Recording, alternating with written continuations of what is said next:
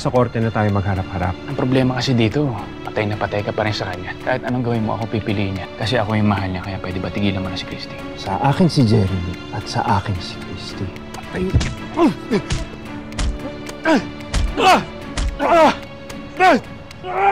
Hindi ko sila susuko sa'yo! Magkakamatay muna tayo dalawa! Sige! Magbibigyan kita, hayop ka!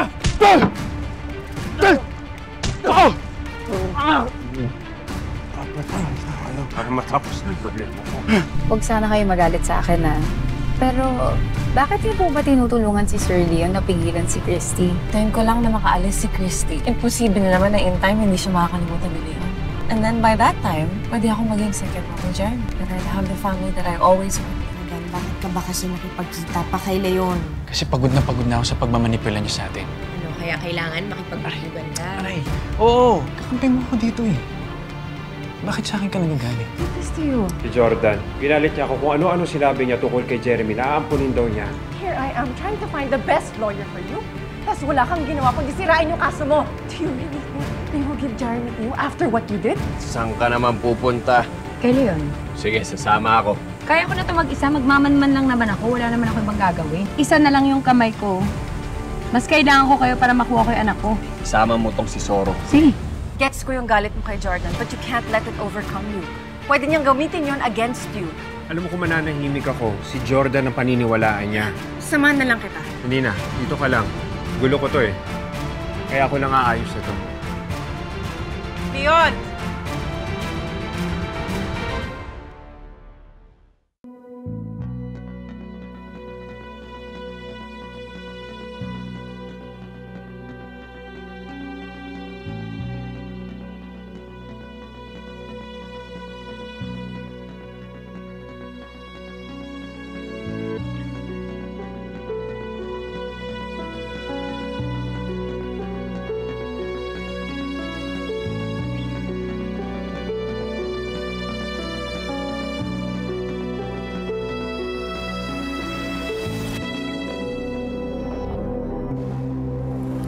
Parada mo muna to sa malayo para wala makalata. Ako na bahala magbantay dito. Sige.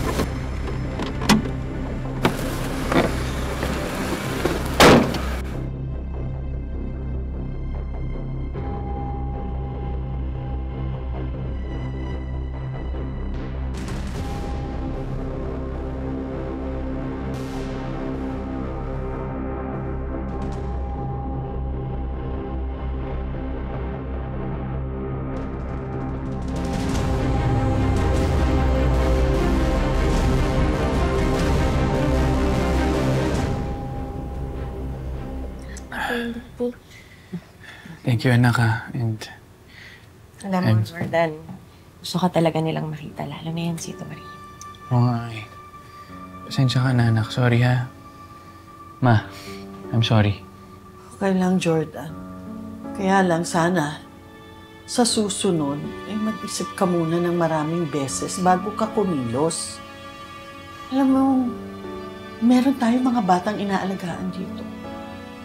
Mabuti si Tori, nakakaintindi na. E paano si Jeremy at si Junior kapag nakita kang ganyan? Ha? Di po ba talaga tayo pupunta ng doktor, Daddy? Anak, hindi na. Kailangan ko lang naman magpahinga para makabawi.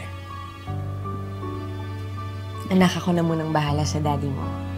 Kaya ikaw, tulungan mo ang lola mo sa pag-aalaga sa kapatid mo, ha? Dalawa pa yon. Kailangan niya ng tulong. Okay?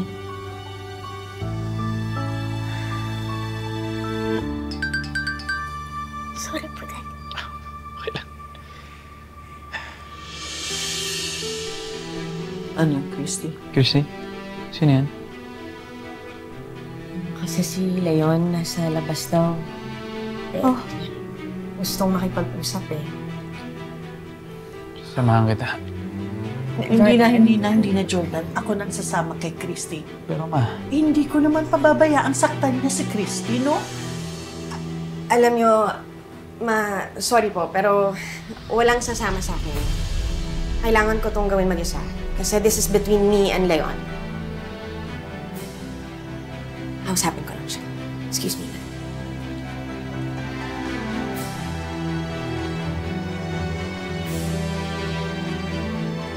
Susundan ko.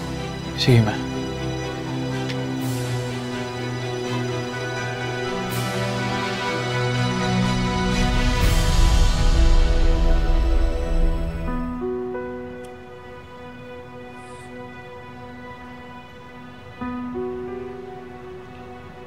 Leon, Christy.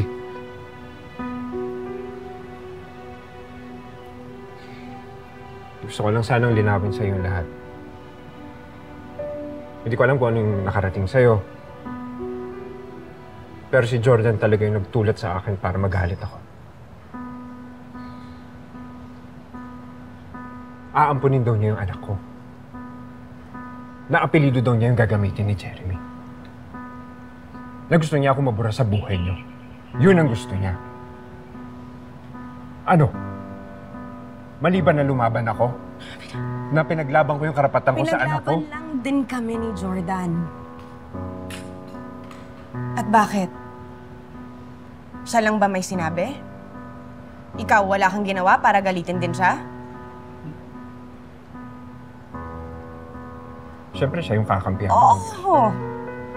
Kasi nakita ko yung nangyari, Leon eh. Kitang-kita ko, halos patayin mo na si Jordan. Ano, yun ba yung gusto mong makita ng anak mo? At tularan niya? Ha? Tingin mo? Pagmamalaki niya na ganun yung tatay niya? Alam mo naman na hindi na dapat malaman yun ni Jeremy. Pero pinatunayan mo lang na may hangganan niyang pagbabago mo, Leon. Kasi kitang-kita naman eh.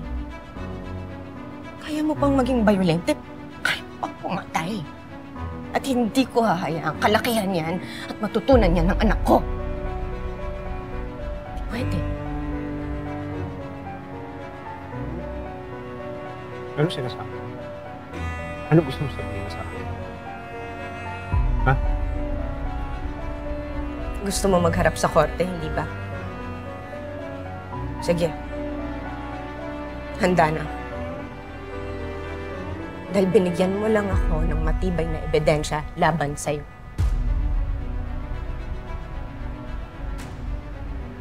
Hindi ka namin kakasuhan ni Jordan. Pero gagamitin namin tong nangyaring to para mapatunayan na hindi ka karapat-dapat na maging ama. Lalo na Jeremy. Kaya, ngayon, huwag ka nang maghabol. Pabayaan mo na. Wala na tayong pag-uusapan. Makalis ka na. Ano? Ganun lang yun? Tatalikuran niyo lang ako na parang wala. Ha?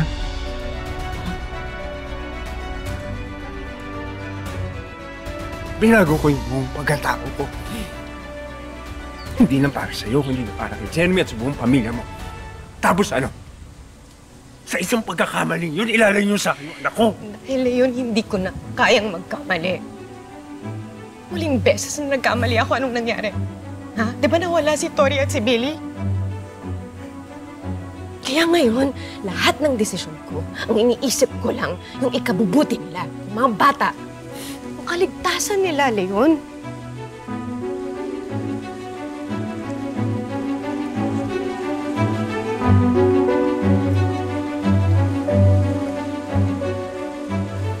Anong gusto mong gawin ko?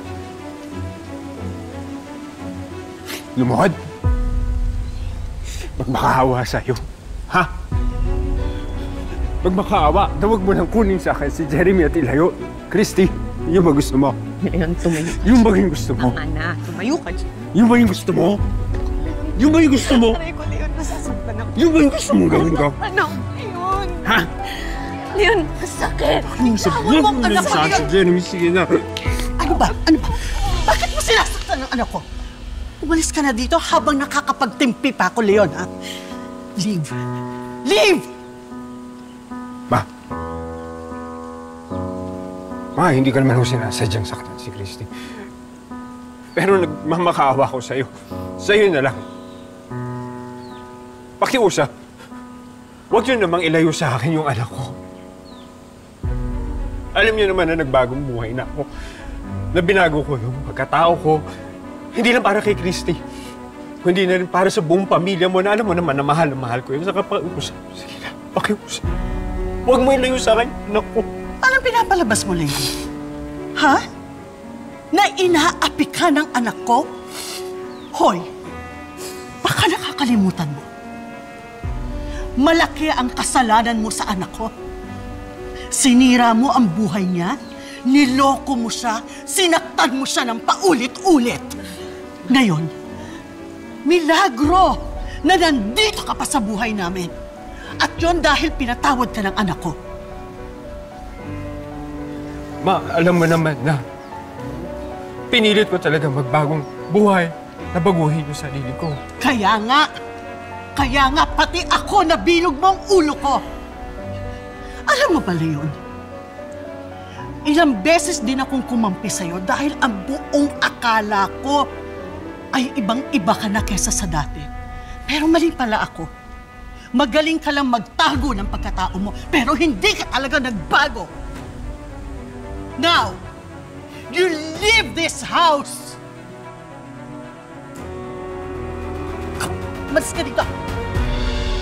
Kapal mo sakta ng anak ko? Malis ka.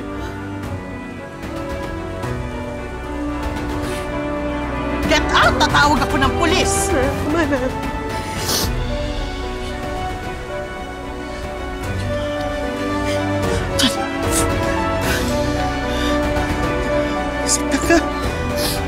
Nasaktan ka. Masakit yun. Pero okay. Yung pong intindihan niya. Christy naman.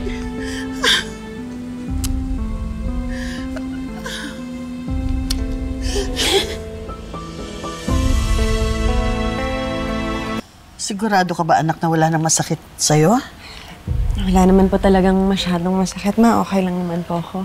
Mabuti naman kung gano'n dahil kung hindi, talaga susugurin ko yan si Leon sa pamamahay niya at siya lalatayan ko.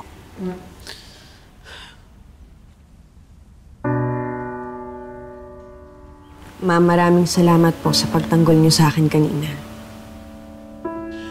Kulang pa yun, anak. Dapat noon pa, mas prinotektahan na kita. Dapat hindi ko na hinayaan makabalik pa yan si Leon sa buhay mo. Ma, buong buhay ko po, ni minsan wala po kayong naging pagkukulang sa akin. Sobra-sobra pa nga po yung binibigay ninyong pagmamahal, pag-aalaga at proteksyon sa akin. Pati na rin po sa mga anak ko, ma.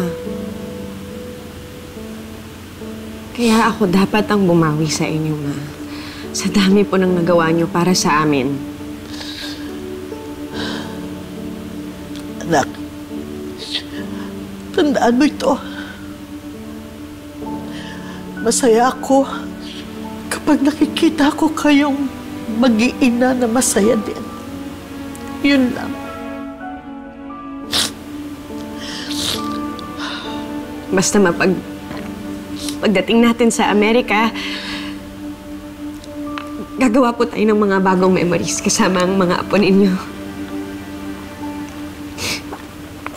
Magusto ko pong ibigay yung buhay na deserve ninyo. Promise. Salamat.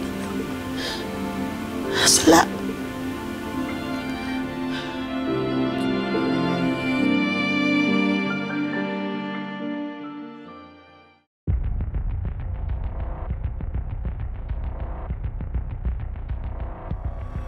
Huwag natin sayangin kung ano yung meron tayo ngayon.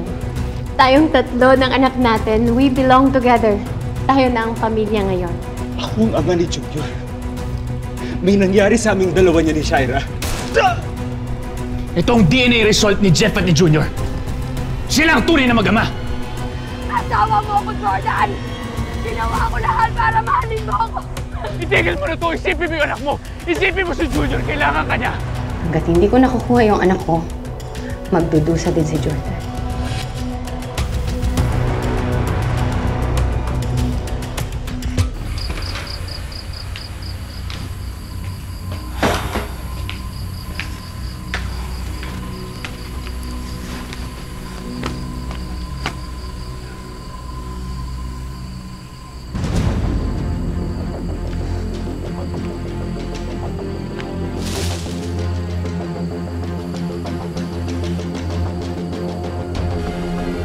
ba dyan?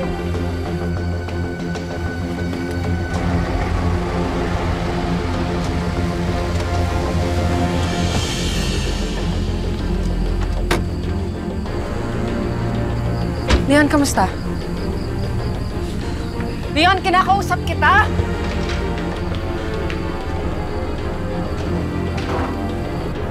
Ikaw babae ka. Hindi ko pa nakakalimutan ang atraso mo sa akin. May araw ka rin.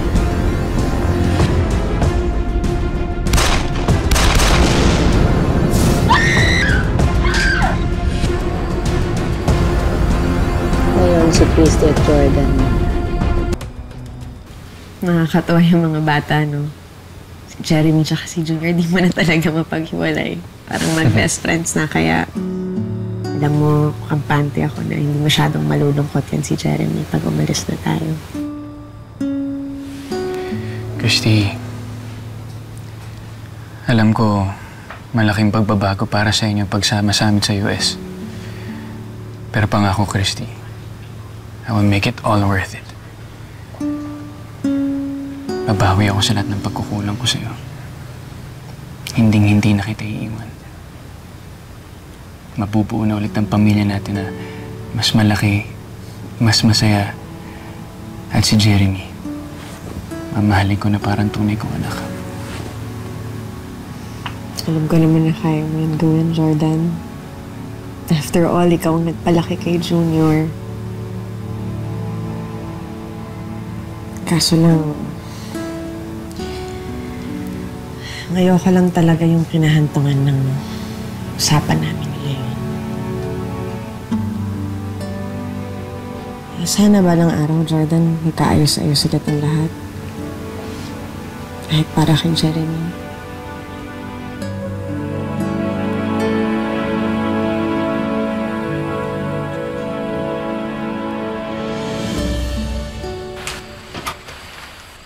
Leon, ano ba?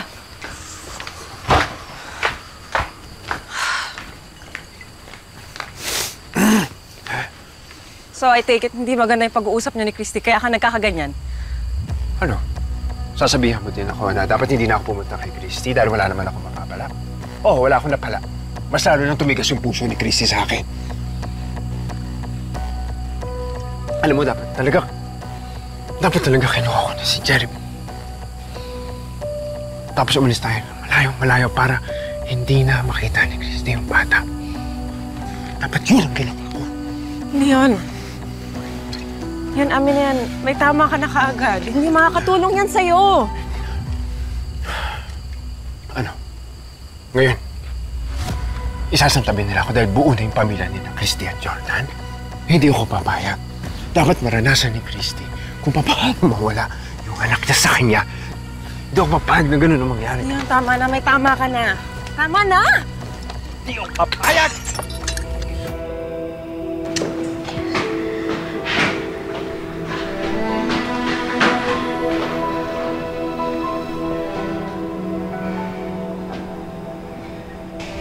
Baka kung mapano si Mama Hana, awatin ko lang. Dito. Kaya ni Hana ang sarili niya. At hindi yan sasaktan ni Leon. Humihinga lang yon ng sama ng loob niya. Sa paano mo yung kasong sinasabi ni tatay? Talagang hindi na mo ba't may tutuloy yun? Aalis si Nanay Christy, sasama niya si Jeremy? May kasalanan din naman ng tatay mo kasi. Nauna yung kanyang emosyon. Kung sana nakapag-usap sila ni Christy ng mahinahon. Usa, kung kayo yung nasa kalagayan ni tatay, magiging mahinahon din po ba kayo? Agrabyado yung tatay ko, pero ni isa sa kanila ayaw nilang makinig.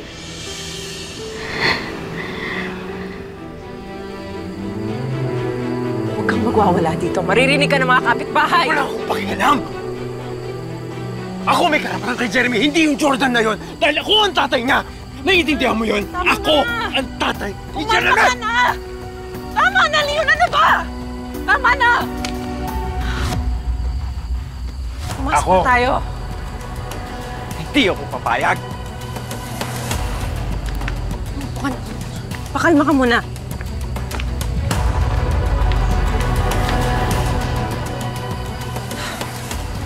Upo ka muna dyan.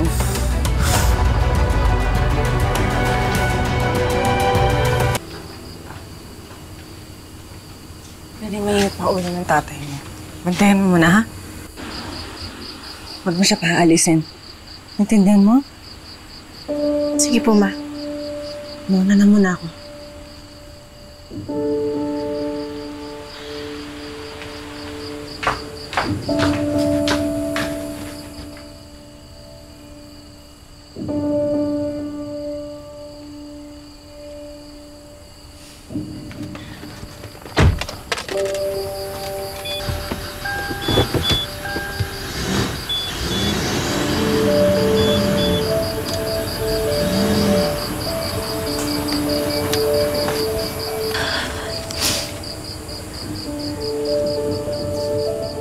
Tay, pasok po muna tayo.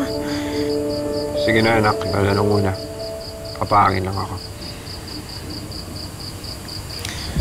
Narinig niyo naman yung sinabi ni Mama, di ba? Oo, hindi na ako babalik doon kala Christy. Wala naman ako mapapalain. Yun din naman ang sasabihin nila sa akin. Sige, Tay. Pasok ko agad kayo, ah. Tay.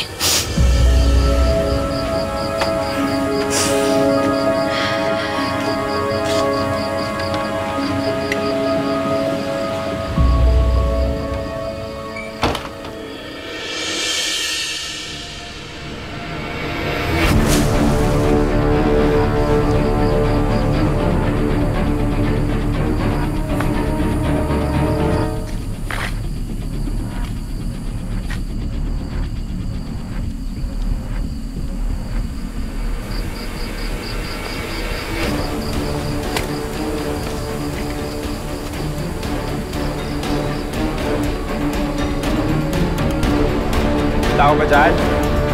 Ha?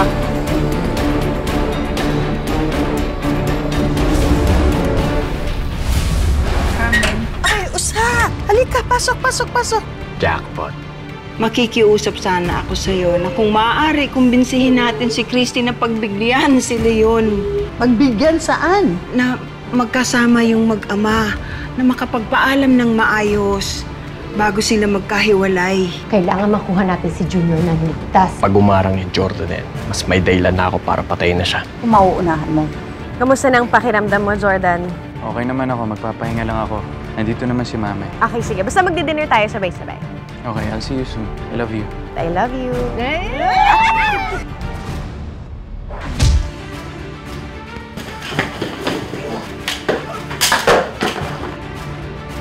Ano yun?